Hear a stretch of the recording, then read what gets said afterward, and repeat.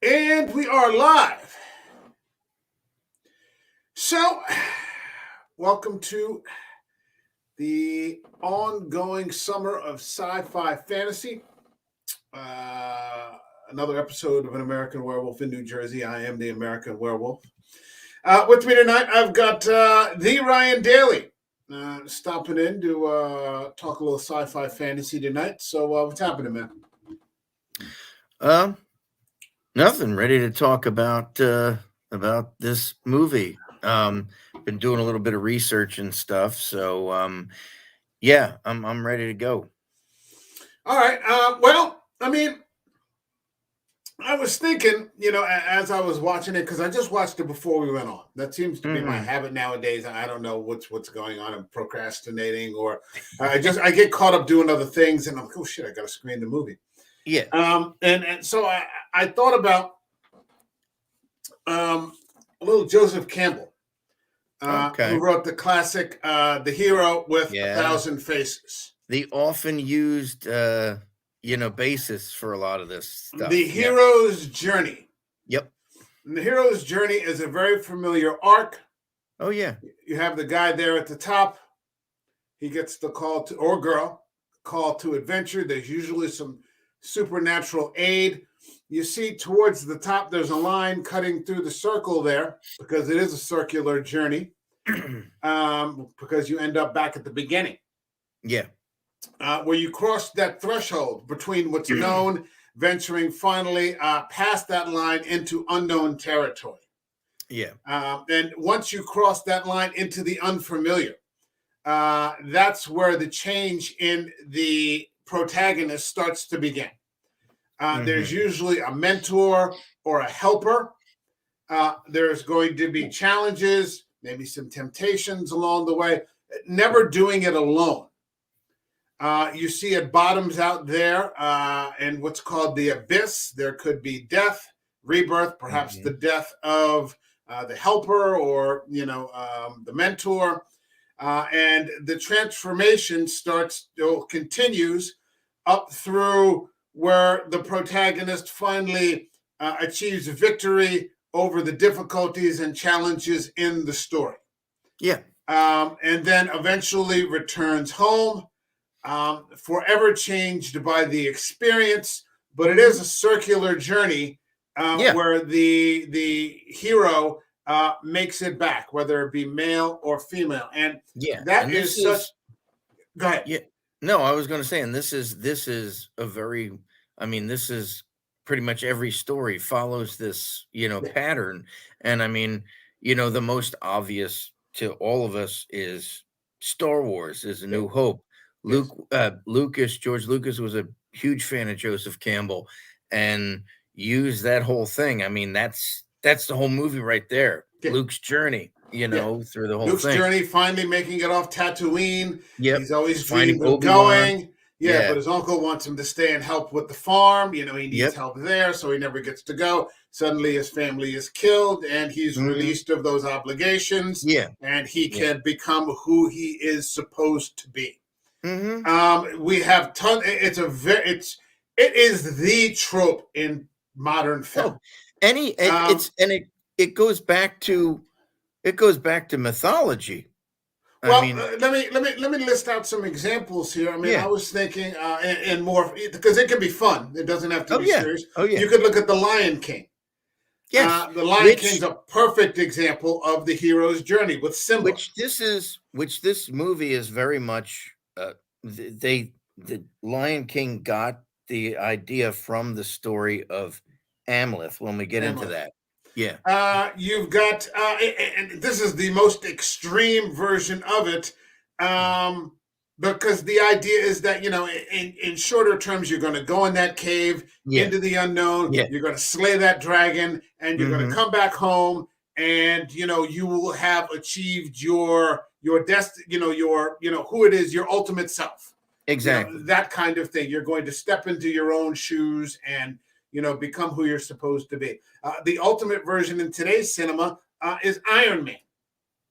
Yeah. He Okay. goes from being this narcissistic billionaire who just, bangs women left and right. His life is sort of, it doesn't really have that much meaning. He goes all the way to becoming Iron Man by the end of the first movie. And then by his death in Endgame, I mean, he's actually, become like the Earth's mightiest or most loyal defender, giving up his life to save humanity. I mean, he actually builds a time machine. Yeah. That's how far they've gone now in film to, Mm-hmm. have these people come out on top. Yeah. You've got Spider-Man, Mm-hmm. another example. Just the neighborhood kid who That's a has really this. good example. Yeah. Yeah. Yeah, he has this thing sort of thrust upon him, Mm-hmm. and he does not acknowledge it at first, to the detriment of the life of his uncle. Where he learns the responsibility. This great power comes great responsibility. The common trope now. You Mm-hmm. hear. You've got the Matrix. Neo. Yeah. Yeah. Okay. Neo. He's just some hacker who's just working in a cubicle, and he spends all his night in front of the computer at home. Doing weird shit, and then he's called upon by Morpheus to do more. To step into this role and become the one. Mm-hmm. You've got Harry Potter. You okay? Yeah. Sorry. Go ahead. Okay. You've got Harry Potter living under his aunt and uncle's stairs. Yeah. Yeah. Who Yeah. Yeah. is, goes, is plucked out by Hagrid and, Dumbledore, and, taken to, to Hogwarts, and, becomes the chosen one, and, Mm-hmm. ends up saving everybody, Yeah. over the course of like 8 years, 7 or 8 years. Of course, there's Lord of the Rings, The Yep. Hobbit, any of Tolkien's works. All Mm-hmm. of those heroes coming out of the Shire, living these reclusive sort of lives. They don't want to be bothered with anybody until Mm-hmm. they're almost, drafted, in a military Yeah. sense. You're coming with us. It also goes back. I mean, well, obviously, King Arthur falls into this category. You could also, if we want to speak in religious terms, it's also the story of Jesus. In a sense, he comes from a that kind of humble background and stuff like Well, that. okay. Let me get to that, because I Yeah. want to talk about the flip side of the coin. This is one Okay. side of the coin here. Okay. We've also got a simple movie like The Goonies. Yeah. They're just a bunch of goofy kids who, Mhm. get thrust into this adventure, and Yeah. these nerds, and they're, all kinds of comic challenges, and a little bit of danger here and there, but it's so lighthearted that you never really become scared. Yeah. Returning home, the conquering hero, so on and so forth. And of course, you've got one of the best examples that I've ever seen in modern film, the Karate Kid. Oh, okay. Yeah. The Karate Kid, Yeah. he's got the mentor. It's not Mhm. supernatural, but he's got the, he's just this kid who's, come from New Jersey to, LA, and he doesn't understand the rules, Yeah. and, he's getting beat up by this guy because he likes Elizabeth Shue, because, hey, it's Elizabeth Shue. And, he needs help. And so he gets this mentor, and, goes on to, win the karate tournament, and, sort of, at least until we got to Cobra Kai, you're under the impression that, he sort of made his peace with Johnny Lawrence, Yeah. and the Cobra Kai, so on and so forth. But Yeah. then you've got the flip side of the coin, because in all of those films that we just listed, everyone is in charge of their own fate. They're in charge Mhm. of their Yeah. own destiny. Yes. Yeah. They're making the decisions. They're going into that cave. They're going to slay that dragon, so on and so forth. But then Yeah. you've got, and there aren't that many of these types of films nowadays, Mhm. films where your fate is ruled and Yeah. everything is predetermined. Yeah. And like we talked about this a little bit around Christmas time, when we talked about It's a Wonderful Life. Mhm. Jimmy Stewart's character, he really isn't in control of his own destiny. No, he's not. Every time he's about to step off and do the thing that he wants to do, Yeah. life happens to him. His Yeah. father has a stroke. the stock market crash, all Mhm. these different things. Um, there aren't a lot of films today that are made that way. No, there's One of not. the more, well, probably the biggest example I can think of is The Godfather, Okay. Yeah. where Yeah. Michael has no interest in becoming Yeah. like, yeah, he wants He to be tries as so hard to far. avoid it. Yeah. And Yeah. I think The Godfather. Well, I think clearly The Godfather is ultimately a tragedy. Yeah, it is. Absolutely. Yeah. Yeah, Yeah. yeah, it's Yeah. a tragedy in that it costs him everything. Costs him his wife. It costs him his child. It costs him Mhm. his family. Yeah. Just to run the mob. And then, in the second one, you see how even further down he goes, Yeah, you he know? kills his It own brother. Yeah. Yeah. Yeah, I mean, and then it sinks even lower when they bring George Hamilton into the third movie. Yeah, well, What's lower than that? Bringing George Hamilton like, into a I fucking can't Godfather. believe It's that. George I Hamilton. was You can't The first time I saw that, I'm like, "What's George Hamilton doing in this?" Like, in a what? Godfather movie. It's a Godfather movie. Well, they apparently brought him in because Duvall didn't wanna do it because Duvall asked for too much money, and Coppola said, "Screw you, I'm not paying you that much," and so Duvall walked. So they just wrote off Tom Hagen's character as You having can't write died. off Tom Hagen. Well, that's You why they can't. wrote You off, can't write off Robert Duvall. that's why they wrote off Clemenza in the second. That's why Clemenza's not in the second movie because Richard Castellano wanted more money and they I, weren't going I to would. pay him. I would So they said, argue "We'll that. have Clemenza die," and Well, Clemenza wasn't that big of a deal. Tom I Hardy know, was the yeah, consigliere. I mean, in the I second movie, know, he actually becomes the Don. While Michael is away dealing with yeah, I know, Hyman Roth. He's in Las Vegas dealing with yeah. all He's that like a shit. substitute Don, yeah, Yeah, which is not what's supposed to happen because Hagen is Irish. He's not even Italian, right. you But know. it's like Yeah, yeah. nobody cares. It's like that line in The Hmm. Sopranos when they find out that James Caan's not Italian. They're like, Yeah, nobody cares. He's so good. yeah, Nobody yeah, really yeah, gives a shit. He's James yeah, Caan. yeah. So, I mean, you've got that. There aren't that many other movies. I mean, maybe you can go out on a fringe, something like 12 Monkeys, Eh. something. But I mean, these ideas that you're ruled by fate are And of course, The Last Temptation of Christ. Um, anything the those, yeah, religious now stuff. that's a movie, yeah, where clearly you are ruled. I mean, you have no say in, but I mean, then there's also the argument where, well, it's like Bill said that one time. The idea goes back to the Greeks. Yeah, That you have a destiny and you have a fate, and if you yeah, struggle against it, you're going to suffer. yeah, and you can't change it, and yeah, that's just the way it goes. Yeah, This it's movie falls in. Go ahead. I'm sorry. no, go ahead, man. This movie falls into that second category. Mhm. You don't have any control over your fate, and what we're Mhm. talking about is Robert Eggers' The Northman. So, if you're ready to go, shall we get Yep, let's started? do it.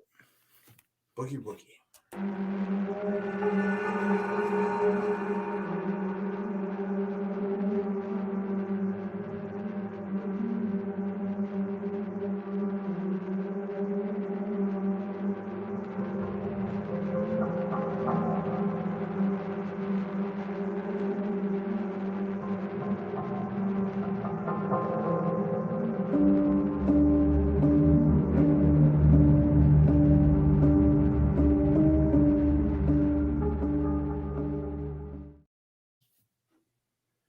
So, The Northman is basically the story that Hamlet is premised on. Yeah, it It's a comes from a Danish yeah, Viking. I was reading about it. It's an old story that was passed down orally. Yeah, Um, it as was an most oral stories were back tradition. then. Yeah, Amleth was the character's name. It's not a I don't think it was based on any real person. It was just a story, kind of a thing. And there were many variations of it in Shakespeare's time when he came up with Hamlet. The version he got it from was a version called the Hamlet, which is based on the tale of Amleth. It's like one of those things where people add stuff to it every time they tell it. Like with It's the an embellishment. Odyssey. Yeah. The Odyssey was a oral story. It was a story that was told or sung, and throughout the years, after Homer did it, then other people would embellish and add on it, like a ballad, like Robin Hood and things Right. like that. Right. Yeah, Right. yeah, And basically, it tells the story of Prince Amleth, hmm, who is a Viking prince, whose father is a regional lord, yeah, kind of a king, a regional king, a small, yeah, because I mean, there are a lot of feuding factions, yeah, and territories to be divided in historical Viking history. hmm. Whose father, played by Ethan Hawke, I forgot he was is in that. yeah, he's Ethan Hawke, Yeah, and is essentially, I mean, just like Hamlet, he is murdered by his half brother. yeah, yeah, Murdered by his half brother.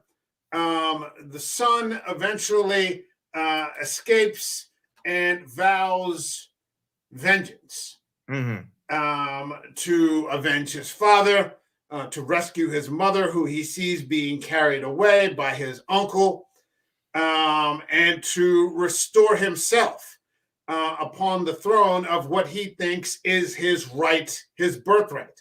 yeah, His father's a king. He's a prince. My father has been murdered. I should be the king.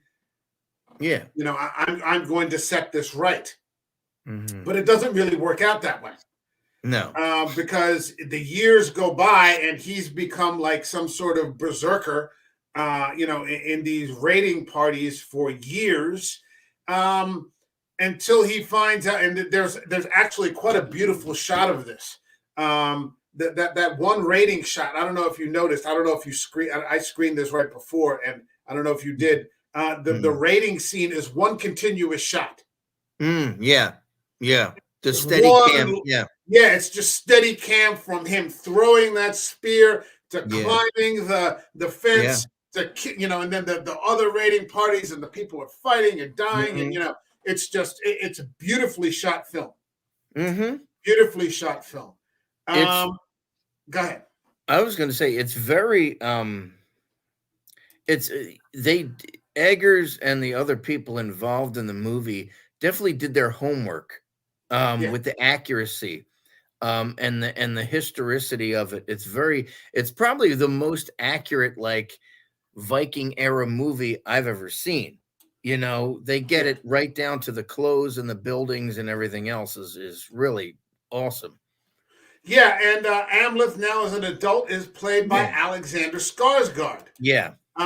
Who is, I mean, I think he put on like 30 pounds of muscle for this Yeah. role. I Yeah. mean, he really plays like a fucking Viking I berserker. always And he's about six I foot always two anyway. Yeah, I always get my Skarsgårds confused. I can never tell which one is Alexander or Bill or Peter or any, Well, so. Alexander is the one I know best because I remember him from True Blood. He was Oh, one of okay. the vampires. He played a Oh, he Viking was in vamp. that? Yeah, he Okay. was like 1,000-year-old vampire who was a Viking. He had Yeah, started out okay. as a Viking. His name is I forget, but his last name is Northman. Okay. I forget what his first name was, but he plays this character, and his last name is Northman. No. And then he was in another HBO series called Generation Kill, which is the true story of the Marines as they ride from Saudi Arabia to Baghdad in the 2003 war. Oh, okay. And he was the lead in that essentially. Hmm. So Alright. I've been following him for a while. I think he's a great actor. Yeah. He was recently in the last Cronenberg movie, Infinity Pool. He was the star of that. Okay. So yeah, I'm a kind of a Skarsgård fan. But I mean, basically, what happened? Well, I am a Skarsgård fan more than the other one. He's no Stellan Skarsgård. No one is Stellan Yeah, Skarsgård. well, no. Yeah, No. of course not.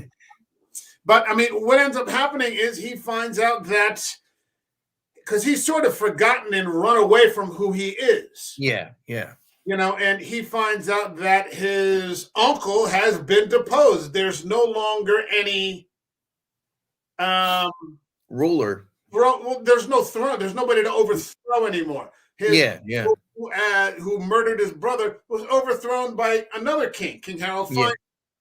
Fine, and now lives as a sheep farmer in Iceland.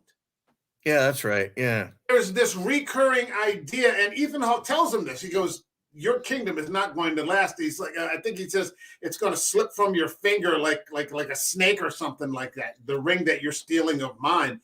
There's this idea that you may have plans, but the gods have other plans. Yeah. Yeah. Yeah. And you can give it a shot, but there's no guarantee that it's going to work. You can even go so far as to murder your own brother. But it can slip right through your fingers. I guess one of the questions I wanted to ask is, I mean, this movie was not a box office success. Wasn't a huge success. It wasn't really a success at all. No. It was and it wasn't. Was it really? Well, here's what I found out. Here's because I always go to that the numbers. I always go to the numbers, and I'm looking at here now. The Northman cost between about $70 to $90 million.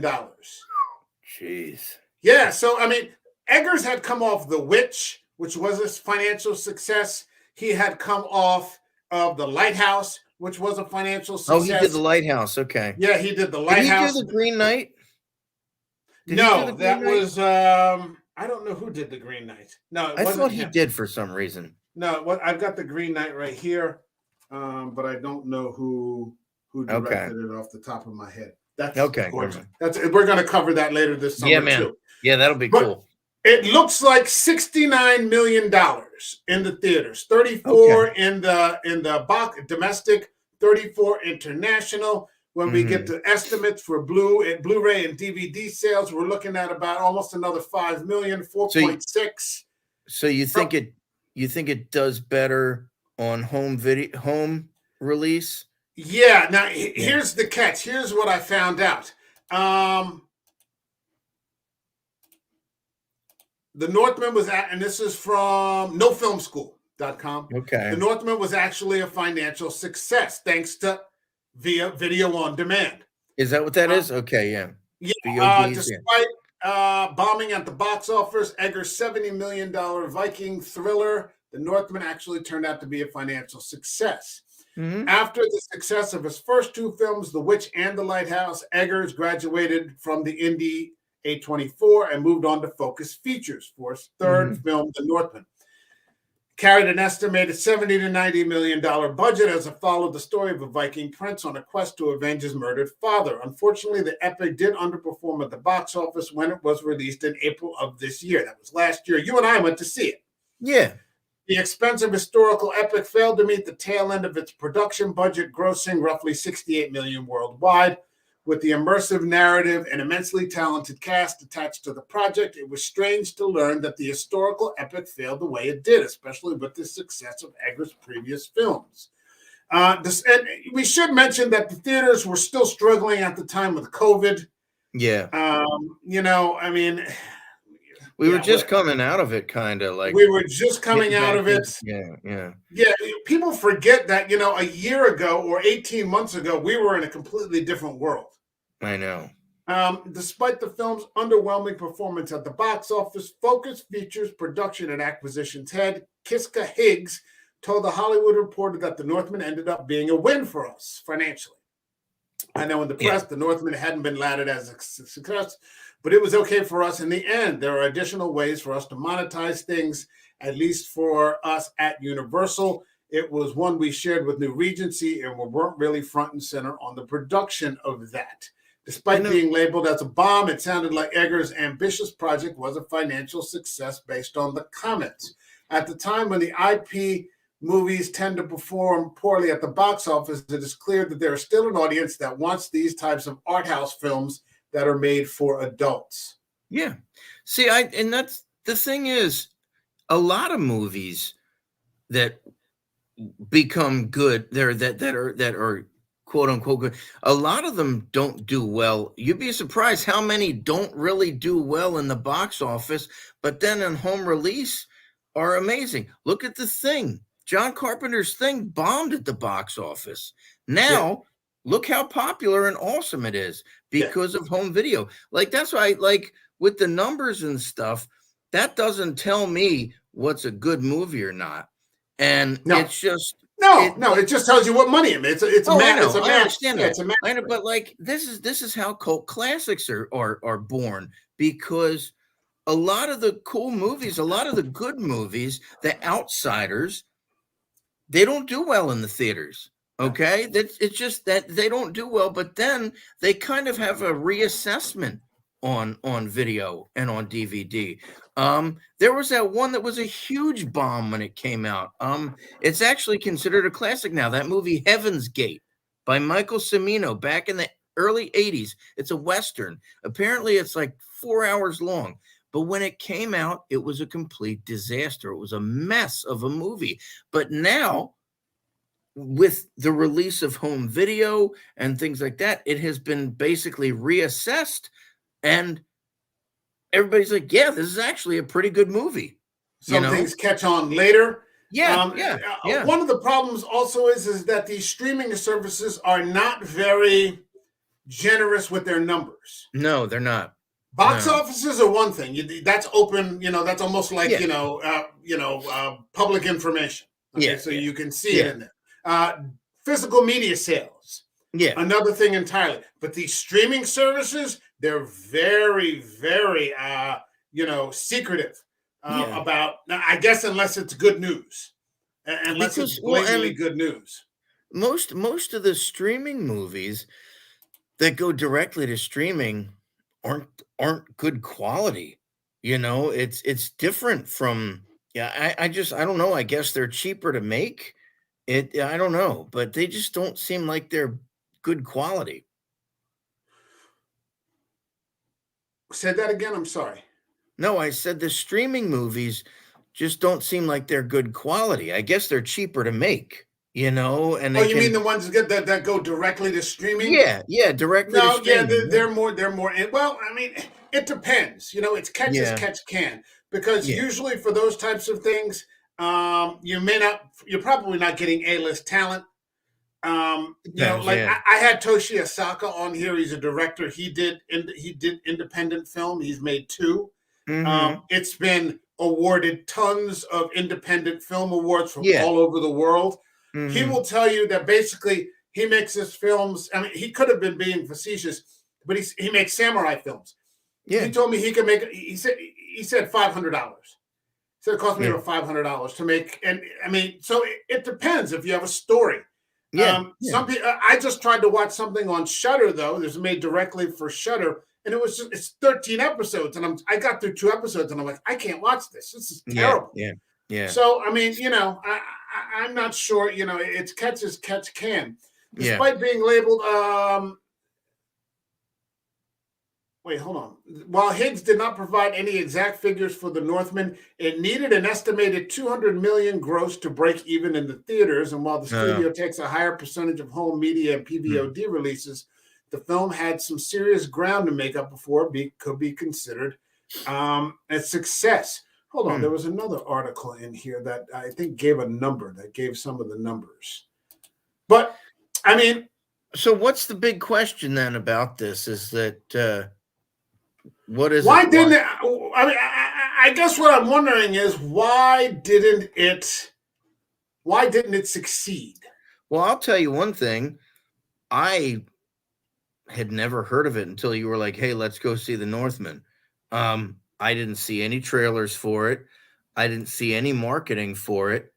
Um, because again, it's one of those situations where the eggheads at the studios think mainstream audience isn't going to like this, so we're going to You don't think it had a good downplay this. marketing push? Yeah, we're going to downplay this on purpose because now what also that weekend did it come out up against anything big?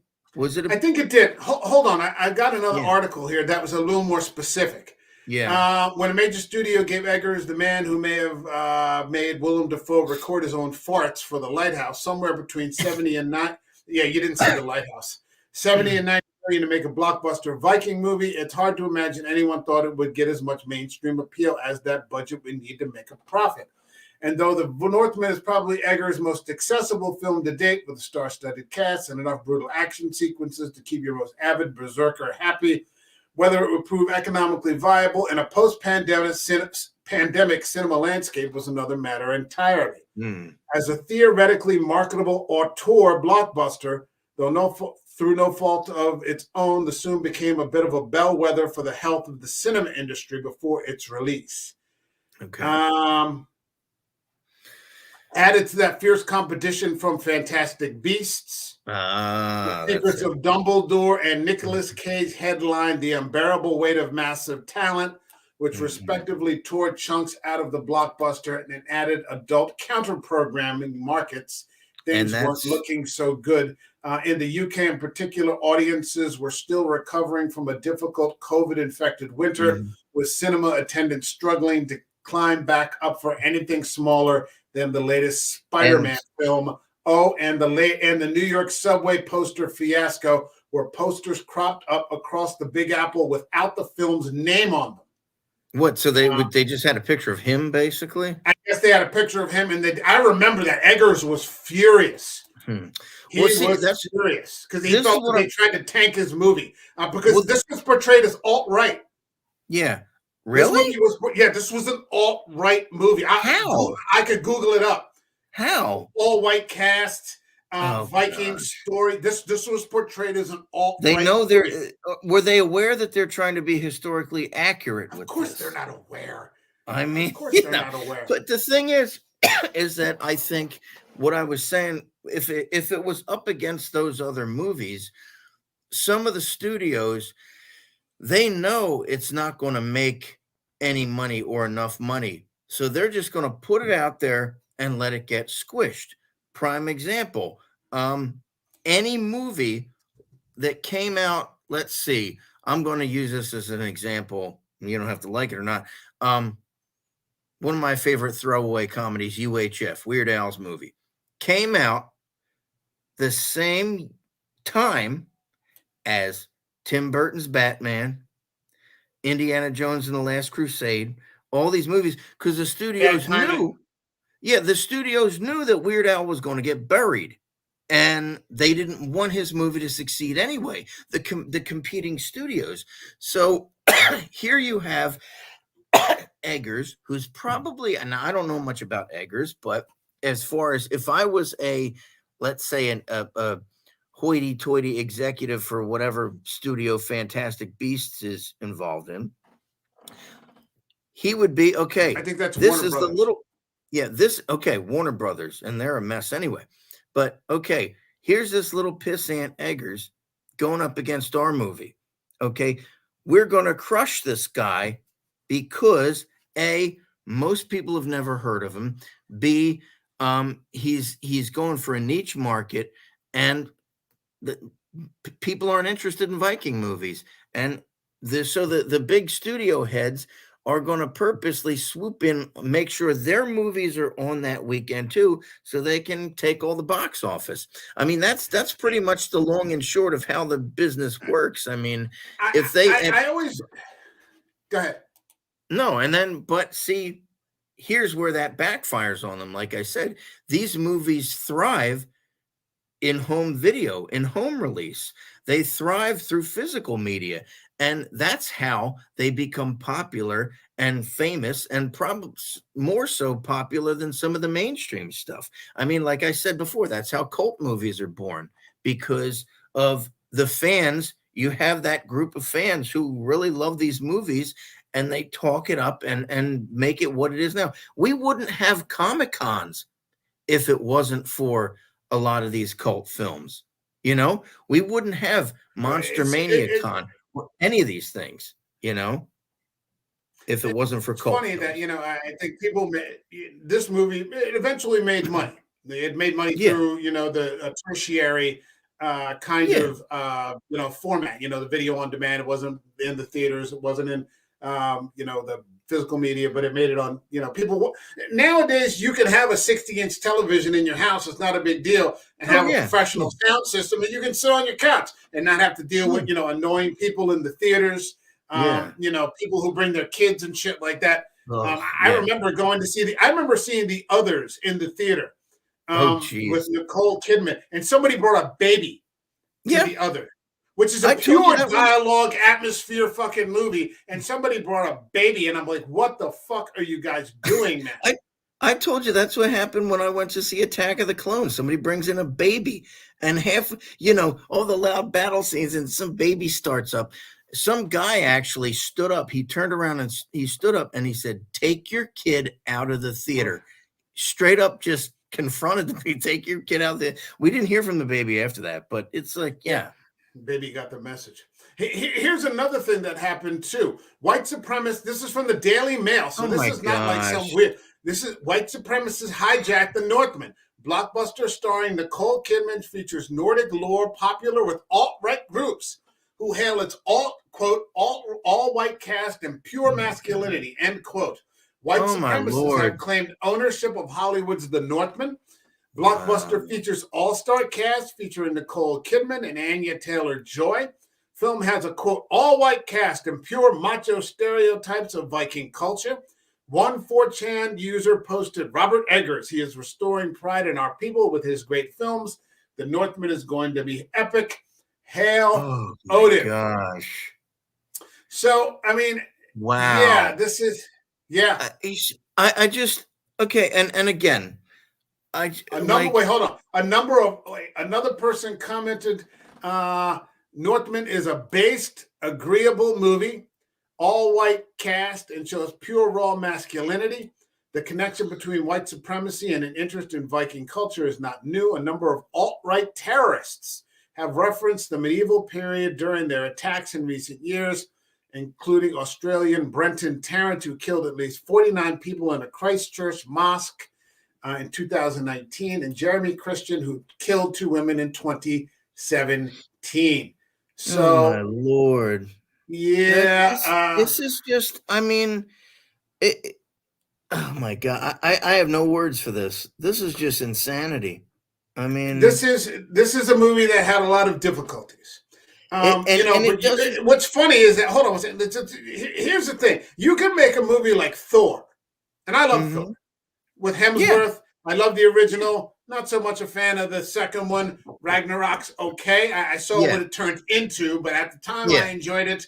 I loved Thor in Infinity War. I thought that was the best version of Thor, based Yeah. Thor, Yeah. It was missing an awesome. eye, looking Yeah. for vengeance. He turns into a slaying machine on the Wakanda battlefield, Hmm. and nobody picks up on that. But this is, Yeah, you know, nobody picks up on the fact that the first Thor movie, that's what I like about it, is that Kenneth Branagh really went into a lot of the mythology and tried to, explore some of it and stuff within the confines of the Marvel film. But if I'm not mistaken, that was an all-white cast too, wasn't it? well, he had Idris Elba Oh, behind Idris that. Elba, yes. Okay, Idris Heimdall. Elba is Yes, we behind can't there. forget Idris Elba. But But I mean, that we're in a different time. You're looking at about 2010. yeah, yeah, yeah. This But is it's 2022. The I full. just this just is ridiculous. I mean, it's the part of the world the Vikings were in. I mean, that's it's just I don't know. This is it. Everybody has a reason needs to find a reason to complain about something. I mean, this is what it is. I seriously doubt Eggers was setting out to make a movie that caters to these white supremacist idiots and all this kind of stuff. Well, I mean, in that case, you could make that argument of anyone who ever makes a Viking film. Exactly. I mean, Yeah. is that what Taika Waititi was doing? No. Yeah. Is that what Branagh was doing? No. Is Yeah. that what the Russos were doing? Yeah. No. Is that what the No. people who are making these Viking shows on Netflix or like The Last Kingdom, is that what they're doing? Of course not. No. No. But it's not supposed to make sense. Yeah, I know. That's the That's whole point. just The whole I point at didn't the end. know all this. I didn't know Yes. there was all this hullabaloo over this movie. Oh Oh yeah. my god. So I mean, there's a lot of things in this movie that are just different. Like I said, it doesn't have the hero's journey. This idea that Mhm. your fate is predetermined. It's all throughout this story. I just screened it again. There's the fact that it's just coming out of COVID. Mhm. And so you got this theater house hangover. You've got the fact that the marketing was fucked up. They Yeah. released posters in New York and quite a Yeah. few places with the title of the movie not on the Yeah. poster, so people don't know what they're looking at. The Well, title is everything. You and I go to the movies. We look at a cool poster. We're like, oh, what the fuck is that? And then we look at the title. That reminds me of a story actually that Kurt Russell told when they were doing the marketing for Big Trouble in Little China. They would have pictures of Jack Burton with nothing on it and would just say, "Who is he?" And Kurt Russell's like, "Well, who gives a shit, right? Because it didn't do well in the movies. Nobody cares because there's no title on it, you know." So it's common practice. Yeah, it's fucked up. But at the same time, I mean, the catch of this is, and Big Trouble in Little China is great, but I think this is a great film. I It's look at it very well done. Yeah, It's I very well look at done. it the second time, and it's obviously, like you said, meticulously researched. Mhm. And that's something Eggers is known for when he Yeah. uses the language from The Witch in the Mhm. 1600s in the New World. That dialogue was what they were using. Mhm. It's beautiful, but it It just has a it lot of adds things. authenticity. Yeah. Yeah. Yeah, it has a lot of things working against it. I That's a mean, shame. And he it's all accident outside bull crap, you know? yeah, he actually went so far as to um, use this scene with the Valkyrie to Mhm. give her actually teeth tattoos. Oh, Not the geez. teeth. Yeah, you I remember when can't. we talked about? You're like, why did she have braces on? They're Yeah. not braces. I researched this. I mean, in Viking culture, certain Wow. members of the class actually tattooed their teeth. He Wow. I actually didn't know went in. that. Jeez. Yeah, he went into that. Also, fun fact, Vikings didn't have horns on their helmets. I don't know where that myth started, Well, maybe but it was they that Kurt Russell movie. maybe. Kirk Douglas. Kirk Douglas. Oh, yeah, yeah, but Vikings don't never had horns on their helmets, but No, whatever. you don't see that in No. any modern representation. I mean, No. you've got these that show the Vikings with Ragnar Lothbrok. It gets into the Yeah. mythology of Ragnar Lothbrok and attacking Mhm. this this place that they're calling England and France. Mhm. They haven't even made England yet, and now you've Yeah. got the new one where the main character is Leif Erikson. Oh, okay. These sorts of things, and then you've Yeah. got. Have you watched The Last Kingdom? No. It's a series. It's like 5 Okay. seasons, and they just did a Netflix movie. I think they may be Check it out. doing more of them, but Mhm. it's not. It's not Patricia. I, is it? Is there a Bernard Russell? Is that the author? Of what? Like a lot of fiction books. I don't know. I've heard Um, of ho- Bertrand Russell, but I don't know. Hold on. There's an author, Bernard Cornwell. Oh, I've heard of him. Yeah. Bernard Yeah. Cornwell is an author, and he writes like those sort of. Well, he writes for The Last Kingdom. He wrote a Okay. series of books. Oh, But what okay. he did was he did a genealogy search, and he Hmm. found out that he was a distant relation ancestor of this Uhtred the Bold. Oh, wow. That's And so cool. that motivated him to start to write these like historical fiction novels about Uhtred's adventures, which Oh, have been turned. so this series is based on his books? They're based on his books, which are based Okay. on a real life character, Yeah. and it's historical fiction, probably a Hmm. little more That's romance, and cool. you add those sorts of things, Yeah, but yeah, they're yeah. really good. But yeah, Huh. in none of those does anybody have horns. Yeah. So I mean, there's a lot. This isn't the typical conversation that we have, but there was just a Yeah. lot working around this story and working around this movie that just didn't. It had some Yeah, some roadblocks, some they impediments. didn't need to politicize it. I mean, it's not the kind of movie to do that. I mean, and this is exactly what would happen if Braveheart was released today. Holy crap, they would have a field day with that. Yeah, I mean, yeah. they would call that alt-right because, they don't like Mel Gibson anyway. So, Hollywood doesn't like Mel Gibson. And, it's just, they would have a field day with that because that's Scotland. I mean, Yeah, and there's these macho guys and these tough guys and stuff. It's like, but that's how they were back then. It was yeah, kill or be killed. I yeah. mean, This that was the idea, culture. this idea that masculinity is a negative, I I don't don't get think it. it's a bad idea. It's a nonsensical idea, and Yeah. I honestly believe that ultimately it's a failed idea. Oh, like I said, It's anything like this will implode or hit the wall at some point. Yeah. yeah. Yeah. Yeah. We're just kind of living I think through it right now. they should purposely keep making movies like this just to spite the people who don't like it, you know? Well, you know something. I mean, I wouldn't have. I own the Northman on Blu-ray. Yeah. I just watched. It's on Prime. This movie is available on Prime right now. But it's funny because I did a poll on Twitter, and I didn't get an enormous amount of feedback for it. But I think 57% of the people in the poll said they never saw it. Yeah, well, and again, because it wasn't pushed that way. You know, the movie studios, it wasn't marketed right, like you said. So most people, I wouldn't have seen it if I hadn't seen it with you, because Yeah, I wouldn't have known what the hell it was. yeah. So I said, "Are you a fan of Robert Eggers' The Northman?" The options were "fuck yeah," "didn't like it," "meh," or "never saw it." 57% I said like the they. choices. Yeah, yeah. 57% said never saw it. The Yeah. majority of people never even bothered to, and still haven't seen it. Yeah. You know, Well, and so this again, is if what. you're not into historical movies like this or these types of movies, these battle movies and stuff like that, then you're not going to go to it. How many people saw Kingdom of Heaven? You know, how Yeah, many people saw any of these? How many people saw The Patriot? The that's Patriots, another. That leads you to know? another question: do we have, or does the majority of society or America or whatever, do we have the attention span for these types of movies anymore? I think if you're into those types of movies, I love history. I'm all about history. I Sure. like history, mythology, all that kind of stuff. So a movie like this is up my alley. A movie Right. like Kingdom of Heaven, like Braveheart, The like The Green Knight, Patriot, that kind of stuff. King I Arthur. like King Arthur, Civil War stuff. I like all those kinds of movies Right. because that interests me.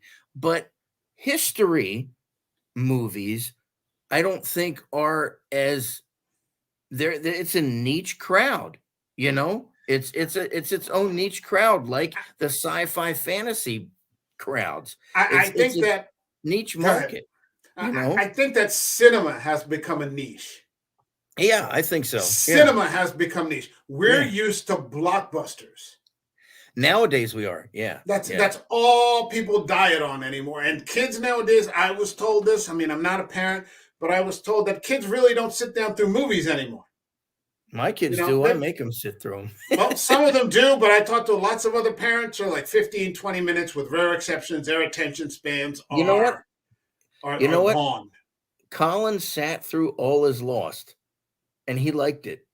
That's a We good did movie. it's fantastic. Yeah. But we didn't say, "Hey, you have to sit through this." He sat through it and he enjoyed it immensely. So, I mean, my daughter's big into movies. They're into they're curious. So they'll sit through a But see, movie, you here's know? the yes, and that's all very good. Don't misunderstand me. But I think that what happens is, um, if your kids aren't into gaming, and I don't know if yours are or not, Oh, yes, my Colin definitely is. okay, okay, that tends to. I think somehow it affects Well, I don't their know. attention spans. I would say I don't know. It depends. It depends on the movie, I think, and it depends on because excuse me, I haven't noticed anything like Colin, like I said, he'll sit through a whole movie. Hmm. He won't want to like get up and go play on his Switch or whatever. Hmm. He'll sit through the whole movie. He'll enjoy it. Now if you're talking in terms of like my students, if you try to show them a movie, they'll just sit on their phones the whole time. Yeah. They'll barely show any interest in any movie I'm showing, whether it's one they're interested or not, because their faces are in their phones. But with my kids, Maybe there's not enough of a dopamine hit. Yeah, I don't know. I mean, with my kids, they're very much into exploring movies. I'll say, "Hey, do you want to watch this, or do you want to check this out, or see if you like it," and Mm. stuff like that. Like, I didn't think Colin, honestly, I didn't think Colin was going to like All Is Lost because a lot of Because people there's think no that's a dialogue in it. no, but he liked it. He really Okay, enjoyed it. well, So, good. you know, Keep it and up. yeah, and that's the thing. Like they, Audrey will sit and turn on like movies, and she'll just start watching them. So it's they're into them. It's just I think it's different for different people. So You we've know, got what probably is a niche film, yeah. because this came out the same year as Thor: Love and Thunder, Did it? and yeah, This was yeah, before Thor: Love and Thunder, it was wasn't it? like 3 or 4 months before that. Yeah. And that went on to make decent amount of money, seven It hundred million wasn't or that something. good though. Of I all know, the but I mean, lots of people are lining up to see Thor, but no yeah. one will go see it, which is about a Viking, Yeah, I the know. god of thunder. But it's a Yeah. comedy. It's a Yeah. comedy, so that's what people have the attention span for. Whereas this, Mhm. which probably leans a lot more towards cinema, Yeah. is Again, not this something is that catches on. And again, I just showed you a poll that said, almost 60% of the people still haven't seen it. yeah, but like I said, this is for the Braveheart crowd. This Yeah, is for the for adults, Patriot crowd. For the what's that? it's for adults. Yeah, yeah, and people who are interested in this kind of thing. I find this kind of stuff awesome. Yeah. I mean, yeah, it's so for people who are into that, yeah. I guess that So means you're all right. We're all right. oh no. Oh We're all no. right. This is it. We're Yeah. all right, buddy. Yeah, it's the movies from the '80s that made us that way. All the Arnold Yeah, yeah. Schwarzenegger movies. Yeah, well, Yeah. I saw somebody the other day, and they said this is the greatest. It was like a serious movie critic, and I guess he was having a bit of a laugh, but he said Mhm. these are the greatest 46 seconds in all of film, or a minute and 40, or a minute or something. And it was Schwarzenegger coming off the boat in Commando, gearing Yeah. up. Yeah, yeah, Yeah. yeah. And he's looking to see if anybody, and then he starts to zip up all his shit. And I'm like, it's the steel drums at the end that make it ding, ding, ding, ding, Yeah. ding, ding, ding, ding, Yeah. ding. Going, fuck yeah, Arnold. Yeah. So The whole between that, yeah. growing up on that diet of like All in the Family and the Jeffersons, and yeah, we're Yeah, I just think used to I some think crass we're shit. I think we're a little more hardened, with growing up with that stuff. And it's kind of good that we did, and Oh that yeah, this is absolutely, absolutely. but and again, like I don't know. I just again have no real argument against all this nonsense because that's what it is. When it comes down to it, like all this alt-right crap and all that, it's all nonsense.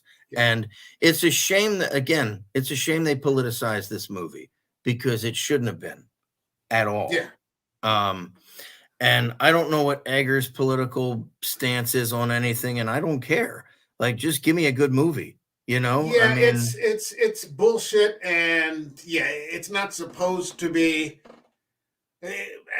You know, I think the best solution one is to just spend your money on it. yeah, Two, if and you're just to into that, yeah. laugh at these weirdos. Yeah, yeah, yeah, Just yeah. laugh at these weirdos. So, Mhm. I mean, it's not the typical conversation that we have where we go through the whole movie, and maybe No, that's maybe we alright. need to change up the format a little bit about these things. But this was an interesting. It's a really good movie that has had a lot of things working against it, Yeah, and it's but on the still. Go on ahead. the positive side, it's got a fantastic cast. Yeah. Probably, I would say this is probably some of the best work I've seen from Nicole Kidman in a long Oh, time, yeah, that was in a something I wanted long to get time. into. She is the Gertrude parallel, Yeah, who yeah. marries her dead husband's brother. But whereas Gertrude in Hamlet comes off as just sort of a naive buffoon, She was an unwitting pawn, kind of. yeah, This she one's just, in on it. This yeah, one Nicole she's Kidman's in evil. on it. But in looking at it even today, we saw that she hated Ethan Hawke Yeah, because yeah. she was a slave that he Mhm. just climbed on top of, and she got pregnant, so he made her his Yeah, queen. so she had a reason to She kind of hate had him. a rationale. Yeah, I mean, the Ethan Hawke that you think is this noble king, Yeah. was kind of just a Most of product of those his guys time. weren't. Most of Yeah. those guys were Oh straight yeah. up bastards. I mean, that's Yeah. how it was. Oh yeah. I mean, it look at again, look at Braveheart when the English invoked that whole first night Prima nonsense Nocta, yeah. with the Scots, you know. But this was, I think, I think this was one of Nicole Kidman's best movies, and Yeah. I haven't seen much from her recently. Yeah.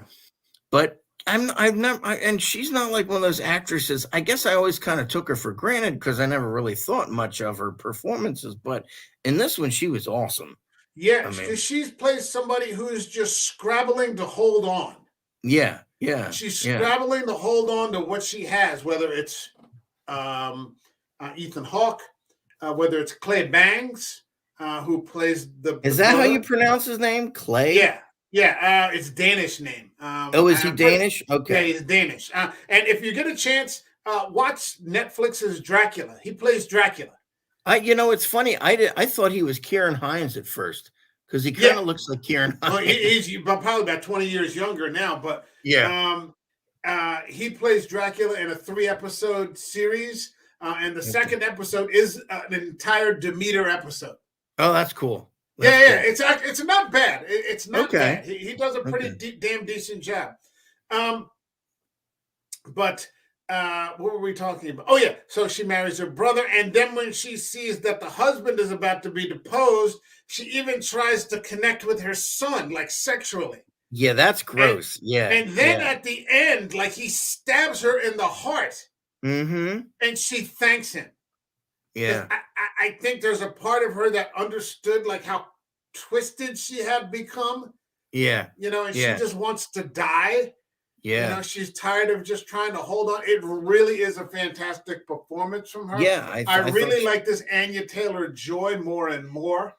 I see. I haven't seen her in a lot, so I still She was can't. in his first movie, The Witch. Yeah, I know. I She know was she's got been in. Was she the one in? The No, she Queen's wasn't. Gambit. She was in She The Queen's Gambit. Yes, that's the show I saw her in. Yeah, Yeah, yeah, she yeah. was in that. She was in The Menu with Ralph Fiennes, and she's gone Okay. line for line with Ralph Fiennes. Okay. Fantastic. Was one of the best horror movies last year. We covered it on the show. Mm-hmm. Yeah, she's really good. Alexander Skarsgård, I really like him. Like I said, I've been following him for a long Mm-hmm. time. Then Willem again, Dafoe. he's the one. Alexander Skarsgård is the one I'm least familiar with. Okay. Bill is the one that was in John Wick, and or is that Yes. Peter? Which is Pennywise? Is Bill. that Bill or Peter? That's Bill. Okay. Okay. Bill. And Peter Skarsgård, I've seen him in, I forget what I've There are seen. too many Skarsgård. Like I can barely It's all keep his up. sons. It's all Stellan's kids. They're all good. Yeah. And Bill Skarsgård is going to be Nosferatu. Oh, is he? It's already been wrapped up. They're already in post-production. We're seeing that if it comes out around here. Yeah. We got to do the Demeter if it shows up around. Yes, in August. Yeah, that's coming out. We'll do the Demeter if it comes out around here, because all you're getting now is Fast X 30 times a day, and was it the Little Mermaid, and all this shit, and it's just but this is the thing. It's I don't know. We need a I mean, I wish the Ventnor twin was doing it, but I guess they're just trying to. They do older, like they're doing Jaws. They did The Mummy. Okay. They do, they're going to be, and I think. Are they doing Fathom events? I think they are too. I think Tilton, the Tilton Square one still is. I don't know if Regal is or not, but I don't see them doing it much. No, I mean, I have to look it up. I haven't been up on Fathom events too much. I've been on Fandango, and it's just been nothing but blockbusters. Yeah. And then the next Friday is the next blockbuster. It's quick money. It's a steady diet of crap, though. I mean, it's like eating McDonald's every day. I know, but that's why the studios are doing it. They Fast know X is already on video on demand. It's already is on it video really? On demand. It's already on. Yeah. But you're seeing what they're doing. Like people are standing. Maybe we'll make more money there than we will in the theater. Yeah. I mean, although I would like to check out Spider-Man Across the Spider-Verse. I heard it's pretty good. Into the Spider-Verse is an awesome movie. It's a good movie. I own it on Blu-ray. I got it right over here. Yeah. But again, it's mainstream, blockbuster stuff. But I don't know, but like I said, that's where the money is. That's where the you'll get you'll get these little art house, what they call art house indie films, that'll come out for a week and then be awesome, but nobody will know. I I mean, saw Ari Aster's Beau is Afraid with Joaquin Phoenix. It was here for 1 week. 1 week. And I saw it Mhm. on the Thursday before it dropped because the next Friday it was gone. And I caught a Thursday Well, look at matinee, and it was 3 hours long. Like nobody has yeah. the attention span. That's another thing. These movies tend to be long. Well, look at Kenneth Branagh's Hamlet. Here we are Yeah, talking about Hamlet. yeah, It's 4 hours long. It is the best Shakespeare adaptation, the best adaptation of Hamlet that I've ever seen. yeah. And I don't even remember it being in the theater. I remember seeing the preview for it. Hmm. It came out in 96. I remember seeing the preview for it, but it wasn't around here because again, like Zissou, they're not going to show those kind of movies around here because I they want to see think, that movie Nefarious with Sean Patrick Flannery. oh, the young Indiana Jones guy. Yeah, and from the Boondock Saints. Yeah, Um, yeah. he's done a possession movie that is supposed to be fucking off the hook. It's He a directed it? faith-based. No, he's starring in it. Oh, okay. It's a faith-based possession movie, Huh. and it is supposed to be amazing. And it's already been released. It didn't come here at all. I had to go to way to Delaware if I Jeez. wanted to see it. Same with when Denzel dropped that Macbeth. Remember we wanted to go see it? Yeah. Nope. I still want to check that out. You got to get Apple TV. No physical media release. There's no DVD of it? No, no physical media release. Apple TV. They're controlling all the. You might be able to find a Blu-ray on demand from eBay. There are certain eBay sellers that will That's openly weird. sell it. Yeah. Well, Netflix Hmm. doesn't really do any of their physical media. Doesn't do any physical media. Any of their Mm-mm. series. Like I was very lucky to get those Daredevils. Oh, Um, yeah. Yeah, yeah, yeah. any of that Yeah. shit though. I know. It's So, crazy. I mean, we come to the part I think because we've been going a little over an hour, just having a general sort of go at it. Where let's rate the movie. And Okay. this channel has a rating system that goes from 0 to 5 up by halves. So you got 0, 0.5, 1, 1.5, all the way to 5. So 0, for example, would be I'd rather clean a stranger's dirty toilet than watch this movie again. All the way to 5. This is cinema. This is the entire reason that I watch movies in the first place, so on and so forth. What would you rate Robert Eggers' The Northman? Okay, I was thinking about this a lot. I think I would rate it. I would give it 4 Okay. because for me, and this is just me personally, what the reason why I'm giving it 4, and again, it's a fantastically made movie, great cinematography, the history, acting, all that stuff is great. What did it for me? I still think the ending is a little goofy where they're fighting naked in the On the volcano. volcano, yeah. I thought like then I'm thinking to myself, well, is that creative license or is that the real Amlet story? And then the other thing was, and it just was the guy with no nose, Hmm. it just unintentionally elicited giggles from me the entire I time. remember. I mean, he looked like a gorilla, and it was just There's like a scene I just saw the other day when I watched it just now where he comes back and he sees him for the first time. Amleth oh sees him and yeah, recognizes him. He doesn't recognize Amleth, obviously, but he yeah, yeah, recognizes him because he's missing a fucking nose. And he hocks a fucking boogie out of his fucking nose. He's got no nose. And he just yeah. hocks a fucking, and just the fucking snot just flies out on these slams. And you're like, fuck, man. Was this a deleted scene? No, it was Oh, in the movie.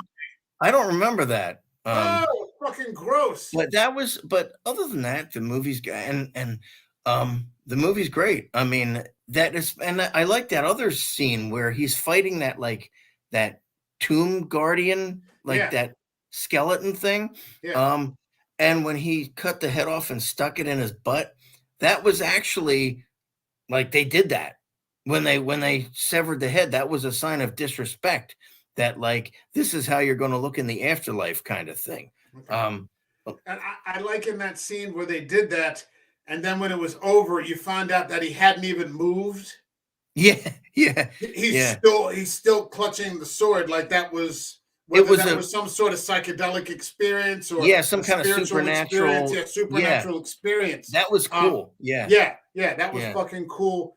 I liked Willem Dafoe, who Wait, he instant was. Oh, I forgot he was in he was that. the jester. He was the jester and the Yeah, mystic, and he picked up right away. I watched it today. That Nicole Kidman was a fucking hoe.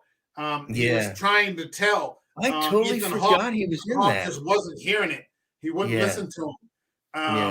yeah. And that one scene where they go to see the other mystic, and he's got Willem Dafoe's head, Oh, yeah, and they're like he cut out his eyes, cut out his tongue, cut off his mm, ears. You know, and he yeah, still uses the head, and Willem Dafoe comes back for that brief scene to yeah, speak to yeah. adult Amleth. For me, I would go with 4.5. Okay. 4.5. We don't get many sword and sorcery type movies anymore. They Mm-mm. were very No. prevalent in the 80s, Mhm. with Legend and like Arnold Yeah, Schwarzenegger and yeah, Conan, yeah, The Sword and the Sorcerer with Lee Horsley and all those movies, yeah. Dragonheart with Dennis Quaid and Sean Connery. But this was one that you could see. It didn't have any real CGI. There's no CGI to Oh, speak of. no, not at all. No. It was completely grounded. Yeah. Like you said, extraordinarily well researched. Mhm. Great cast, and you know me, Yeah, I love grounded, dark things. yeah. And this was definitely that. I loved Anya Taylor Joy taking the period blood and slapping that guy in the face with it when he Oh, tries to rape her. And he's like, yeah, "Oh, yeah, what the yeah, fuck?" And yeah. that's the one thing that fucking Yeah, drives him away, and then he starts slitting throats to yeah. make this guy come out. And then she Mhm. finally grabs her, and she's just like, "I see you finally can stand up to a woman's blood now, you fucking fuck." She's. Yeah. I thought it was great, a great revenge story. I love the fight. I love the fight on the volcano because why not? Why not? This movie just went At for it. that point, yeah, I guess. This I movie just just thought it fucking was went for like it. I thought it kinda just took away, like, "Oh, yeah, here you have this," and then, like, that's their last fight is Well, naked guys in a that was volcano? that he would fight in hell. That they would Oh, okay, that's and right. Yeah, again, yeah, yeah. the thing that I liked most about it was that nobody was in charge of their own fate. That's true. Yeah, yeah, yeah. I mean, he Yeah. has that ability. He has that thing where he can be selfish and just leave Mhm. with her, but he realizes that his children, she's pregnant, his children are never going to be safe, and it's not even a question. He Oh, just yeah. tells her, "I gotta go," and he jumps over the fucking boat. And Yeah. like you never see that in films today. The hero would find a way to have it both ways. Yeah, yeah. And his way of having it both ways is understanding that his children are going to this woman is going to survive.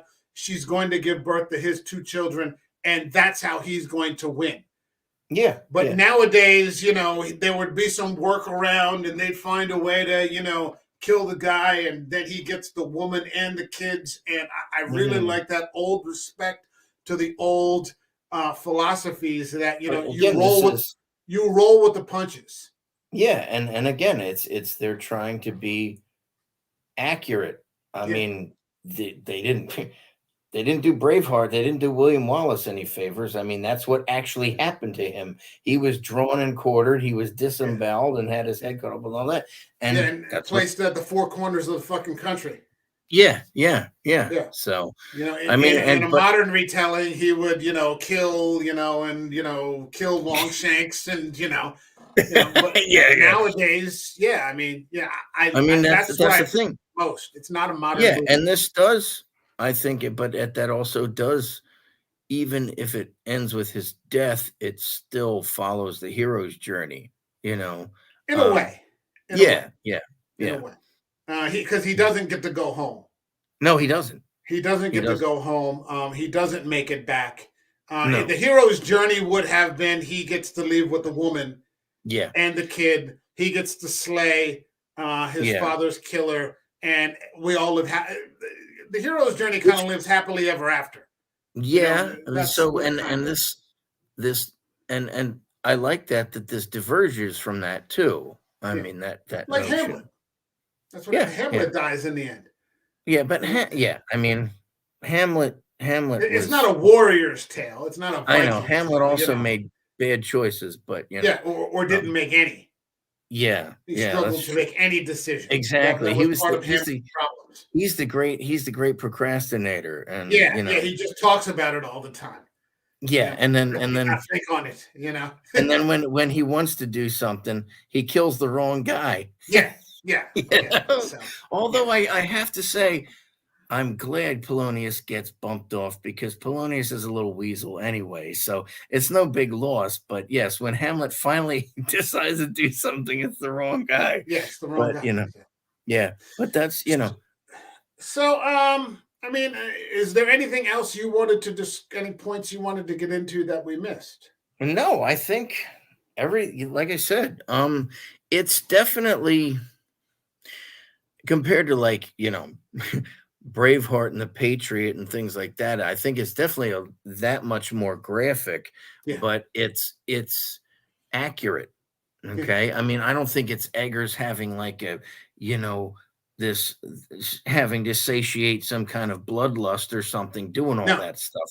no, It's accurate. I mean, it's a fine movie, and I think, again, it's gonna get popular through its yeah, cult status, through the DVDs and all that kind of stuff, and word of mouth and things like that.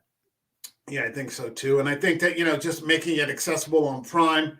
So Yeah. now if you've got a Prime membership, you can just watch Yeah. it for free. Oh, yeah. That kind of thing. So yeah, Yep. and sometimes the coolest things are the things that remain small. Exactly. It doesn't Yeah. have to be a big thing. No. And now, it's obvious that Eggers, is continuing to make films. Nosferatu is on its way, probably next year. That'll be cool, yeah. Yeah, it's going to be great, and that'll be his fourth movie. So, I mean, Okay. he continues to make cinema. He If continues to make cinema. as long as he doesn't and he remains an indie director, and as long as he remains in control, like one of the rare directors nowadays who's still in full control is Quentin Tarantino. I mean, he's still in full control. He's still considered independent enough, and he can still basically do whatever he wants. So without studio interference. So if Eggers is still allowed to do that in the next couple of years, then that's good. That's a Yeah. good thing. Well, you've got people like him. You've got people like Brandon Cronenberg. You've got people like Ari Aster.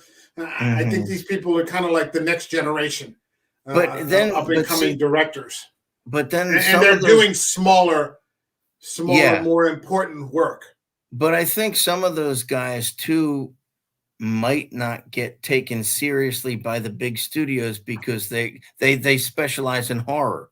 I think I think that they see the mess Yeah. that the big blockbuster brings with it, and I think they want to stay as far away from that as possible. Well, because and if you look at the horror market, what is it? Jason, Leatherface. How many of these damn movies do we need? You don't get a good that's why I want to see The Last Voyage of the Demeter, but I'm nervous. Like that it again, it'll probably be in this kind of situation, the Northman situation, or even the Nosferatu. Like I put more money on the Nosferatu than I would the Demeter. Yeah, but I'm just saying it's not Leatherface. It's not Michael Myers. It's not this horseshit that I hate to say it, but that's the horror. That's the horror community. Yeah, a lot of people, they want it dumb, and the dumber the better.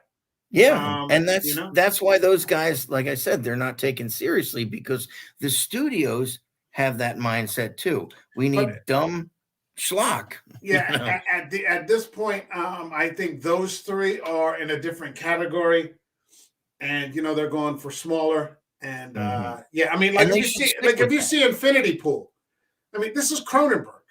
This is Brandon Cronenberg, David Cronenberg's son. This is serious body horror. Okay, it's serious fucking body horror. Alexander Skarsgård, Mia Goth. But Mhm. it doesn't cost a lot of money. And again, so these guys should stick with the small stuff because that's I what think so. works. Yeah, You that's right. know? Yeah. Yeah. All right. Do you got anything you need to plug? Any Nope. upcoming productions or anything like that? Nothing No, coming up? no, not right now. No. Okay. This channel will be back tomorrow, and I will be covering Extraction, which is the Chris Hemsworth action film from 2021. And I'm Hmm. going to be covering that only because did you see Extraction? No. Oh, you got to see it. It's fucking Okay. great. It's like Hemsworth's John Wick. Oh, okay. And now on Friday, Extraction 2 is coming. So I'm going to be covering that. I'm going to be doing a spoiler-free review on Friday because you and I think we have tentative plans on Friday to go grab some wings or something. But I'm going to do an early spoiler-free review of Extraction on Friday. So Tuesday's Extraction, Friday's Extraction 2. And then on Thursday, in between that, I've got an interview with Odin from OMD Reviews, who's a member of Geeks and Gamers, and Friday Night Tights. Nice. So I'm very much looking forward to that. That's going to be cool. And it's going to be a busy week. So we will come back next week after we make another selection for, Summer of Sci-Fi Fantasy, see what the next one's going to be. My thanks to the Ryan Daly for stopping in and having this conversation. Always a pleasure. Yeah, man. And we'll see you in the next video. All right. All right. Take care. See you.